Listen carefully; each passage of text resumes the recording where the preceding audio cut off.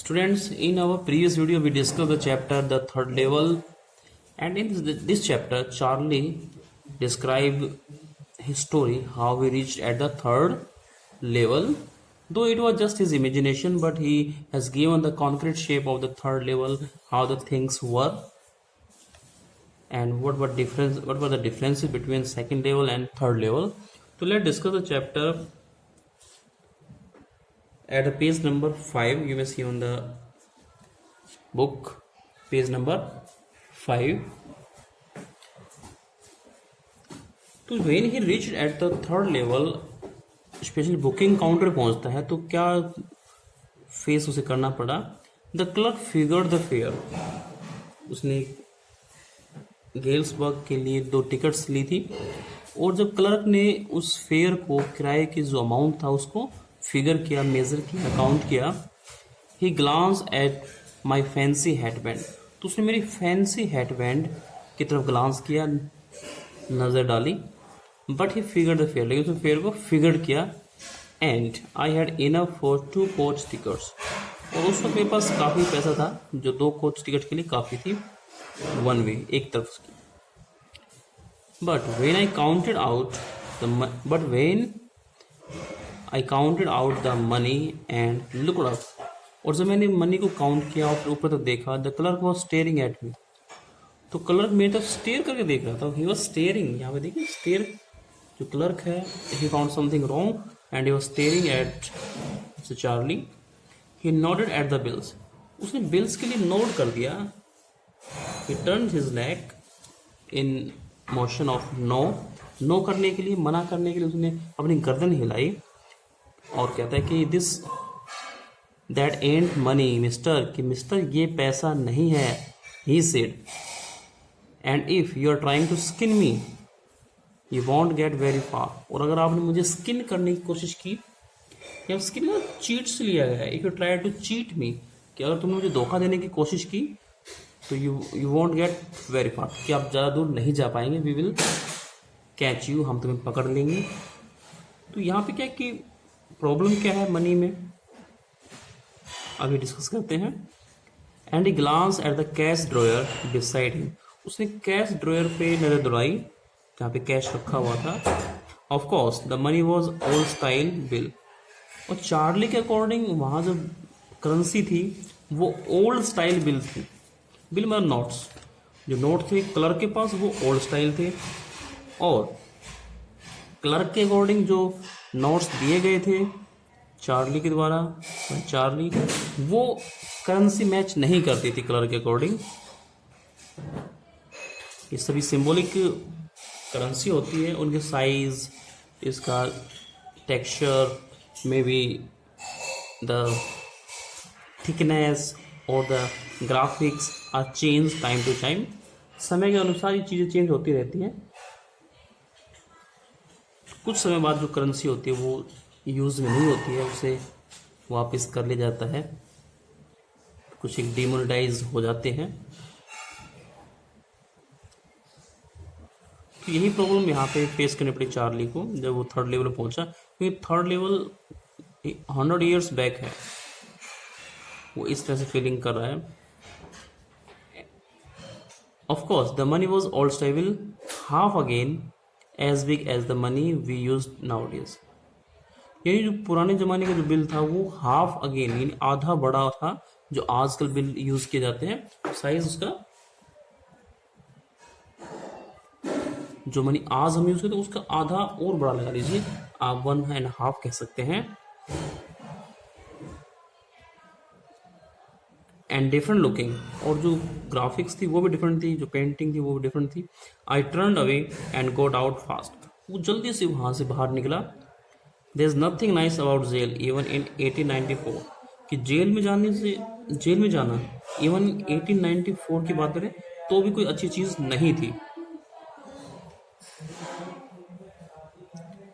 And that was that I left the same way I came. कि जिस रास्ते से मैं आया उसी रास्ते से मुझे वापस जाना पड़ा. I suppose next day during lunch hour I drew $300 out of the bank. कि अगले दिन उसने अपने बैंक से $300 विड्रॉ किए, निकलवाए पैसे। पैसे वहाँ पे विड्रॉ या ड्रू लिखा है यहाँ पे, कोई मैटर नहीं, विड्रॉ होता है, तो पैसे यहाँ पे विड्रॉ किए गए out of the bank, nearly all we had and bought old style currency. तो ये अमाउंट लगभग टोटल अमाउंट था जो उनके पास था बैंक में deposit, and bought old style currency, और उससे उसने ओल्ड स्टाइल करेंसी जो पुराने नोट थे वो नोट खरीदे। कुछ एक शॉप होती है जो old currency old stamp sell करते हैं एट हायर प्राइसेस, प्रीमियम उसके प्राइसेस रहते हैं। That really worried my psychiatrist friend, और ये बात मेरे साइकाइट्रिस्ट फ्रेंड को बहुत चिंतित कर रही थी। You can buy old money at almost any coin dealers but you have to pay a premium. तो उस वक्त आप किसी भी शॉप से, किसी भी डीलर से आप ओल्ड करेंसी ले सकते थे, कोई भी जो कॉइन डीलर होता है उससे आप ले सकते थे, but you have to pay a premium, आपको एक्स्ट्रा मनी पे करनी पड़ती थी, यानी वो आपके लिए कॉस्टली हो जाती थी। My $300 bought less than 200 in old style bill. यहाँ पे $300 को जब एक्सचेंज करवाया गया तो he get less than 200 in old style bill.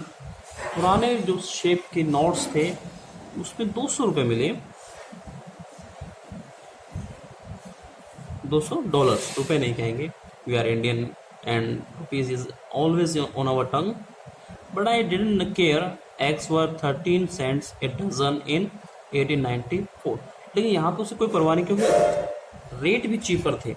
1894 में जो एग्स की रेट बताए गए वो 13 cent, जो कि लंदन में चलती है करेंसी, 13 cent ए डजन, तो काफ़ी चीपर रेट था वहाँ पे 100 साल पहले।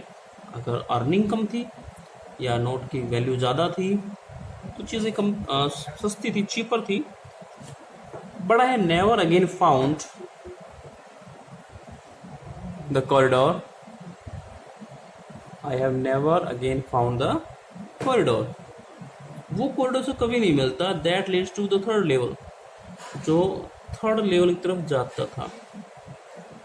Eight Grand Central Station although I have tried often enough, और जीसीएस पे ग्रैंड सेंट्रल स्टेशन पे उसने बहुत ट्राई किया ढूंढने का, लेकिन जिस कॉरिडोर से वो थर्ड लेवल पर, in real or through imagination, I don't know much about it. Luisa was pretty worried when I told her all this, और जब मैंने सारी बात लूजा को बताई, the wife of that person,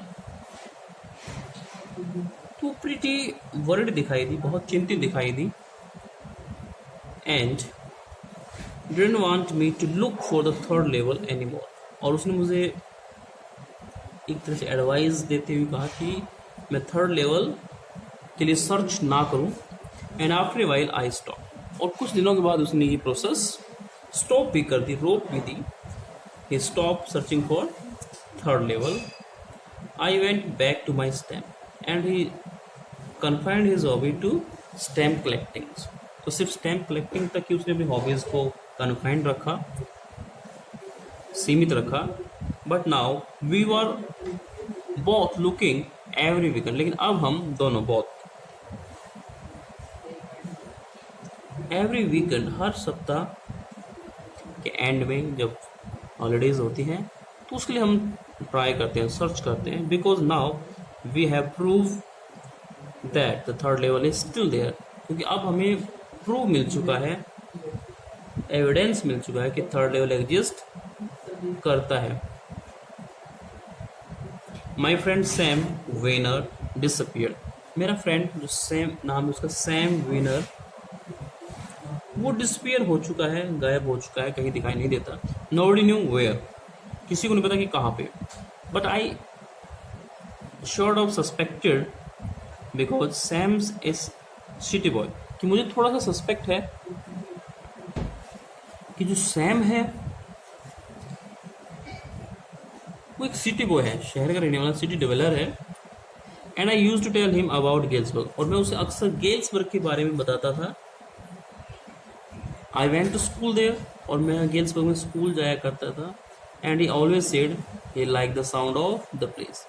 और उसका ओपिनियन हमेशा ऐसी रहती थी कि उसे इस तरह के जो साउंड ऑफ की बात हुई कि इस तरह के जो प्लेसेस हैं, जो एरिया हैं, he like them very much and that's where he is. और शायद वो गेल्सबर्ग में ही होगा जो कि उसकी पसंद का प्लेस है।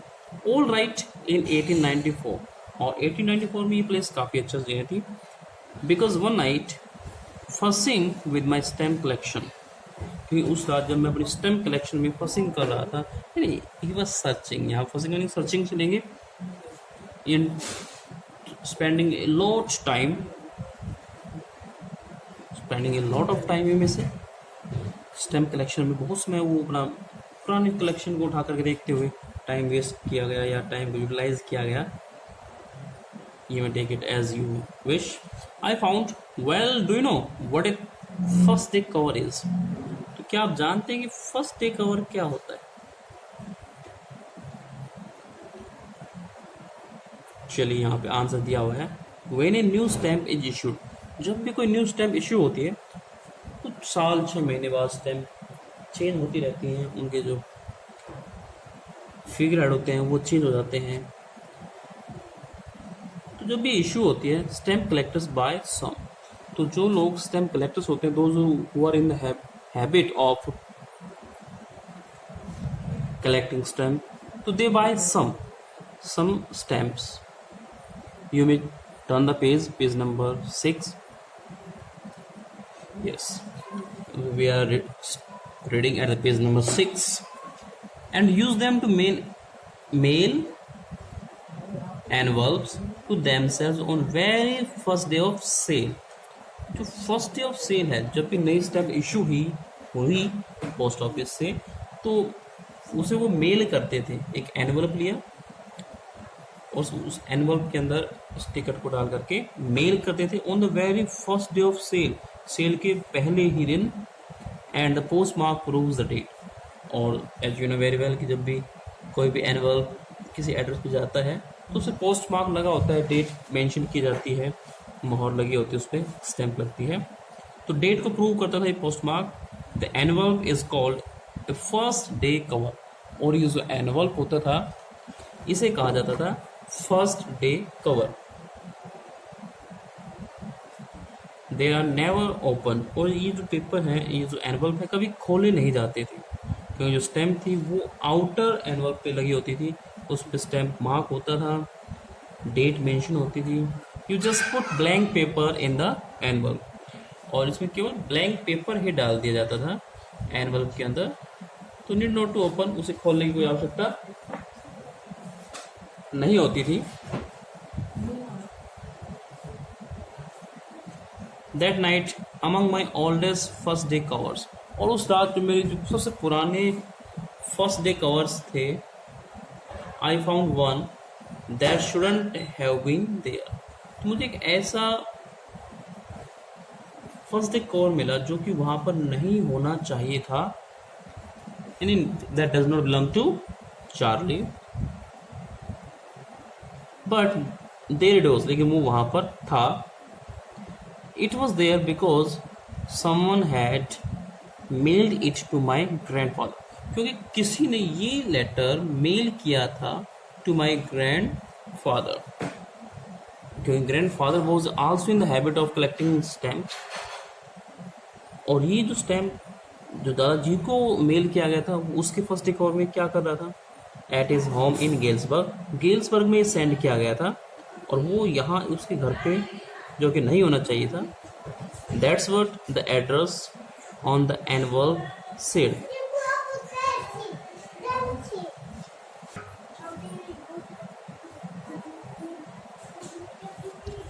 तो गेल्सबर्ग के एड्रेस पे डाला गया था। That's what the address on the envelope said, address तो वही लिखा हुआ था। And it had been there since July 1894। और ये जुलाई 1894 से वही होना चाहिए था। तो post mark sure that, post mark पे इसी तरह का कोई साइन लगा हुआ था। Yet I didn't remember it at all. और उसे चार्ली को इसके बारे में कुछ भी आइडिया नहीं था। The stamp was a 6 cent, और जो स्टैम्प थी वो 6 सेंट की थी, करेंसी होती है cent. Dull brown with a picture of president Garfield. और वहाँ प्रेसिडेंट गारफील्ड जो कि ऑफ दैट टाइम प्रेसिडेंट थे। Naturally when the envelope came to Gilsberg in the mail it went right into his collection. तो जैसे ही granddad के send किया गया ये एनवलप उन्हें मिला तो उनके मेल में ये शामिल हो गया होगा, सीधे उसके कलेक्शन में इसको शामिल कर लिया होगा। Till I took it out and open it, तो मैंने इसको खोला नहीं, देखा नहीं। The paper inside wasn't blank, लेकिन इसके अंदर जो पेपर था वो ब्लैंक नहीं था। नॉर्मली ब्लैंक होता है, ब्लैंक पेपर होता है, लेकिन यहाँ पे पेपर ब्लैंक नहीं है, उसमें कुछ लिखा हुआ था। लेट्स रीड कि क्या लिखा हुआ था यहाँ पे, लेटर में क्या लिखा हुआ है। कुछ गेल्सबर्ग का एड्रेस यहाँ पे दिया है, गेल्सबर्ग इलिनॉइस का, यहाँ पे डेट मेंशन की गई है, और ये चार्ली को एड्रेस किया गया है, ना कि ग्रैंडफादर को। Charlie, I got to wishing that you were right, कि मैं आपको विश करता हूँ कि आप सही थे। Then I got to believing you were right, और फिर मुझे विश्वास हुआ कि आप बिल्कुल सही थे।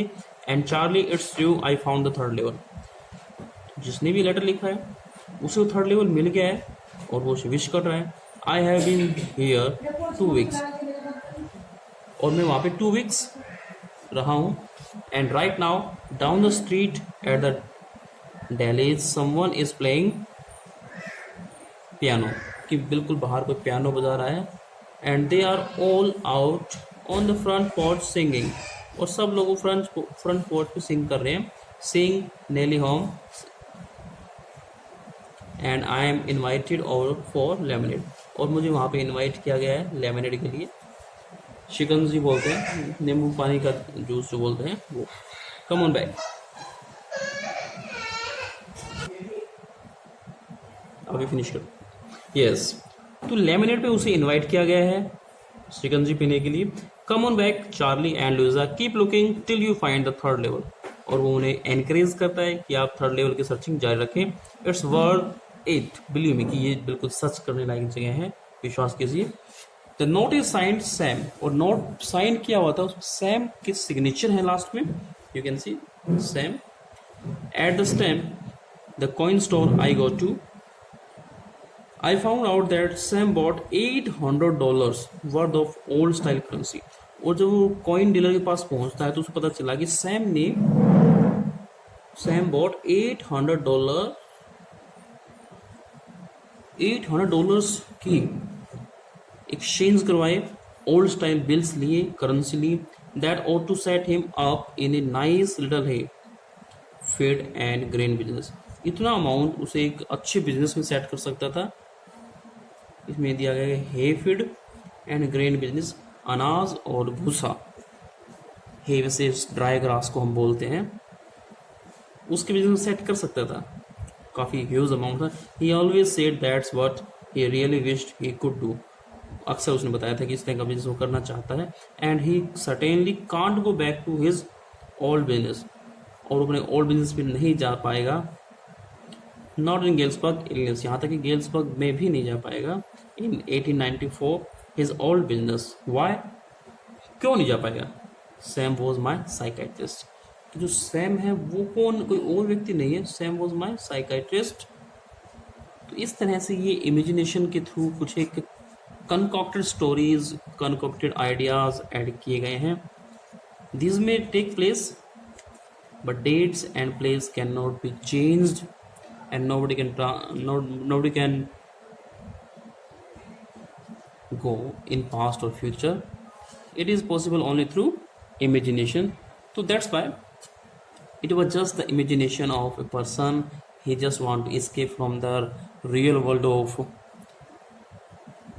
modern life that is full of worry, anxiety, agony, tensions, and so many other problems are there that one have to face every day in day-to-day life, and everybody is in the tendency of escape from his routine boring job. So these things may take place with anyone, but it is not the permanent solution to get relief from the real hard world of reality. We have to seek for permanent solution, and that is the acceptance. We have to accept, we have to fight back. Only then we can live a good life, lead a good life. That's all for today. We will discuss some other thing in our next video. Till then, keep enjoying, keep watching the videos. Stay home, stay safe. Thank you.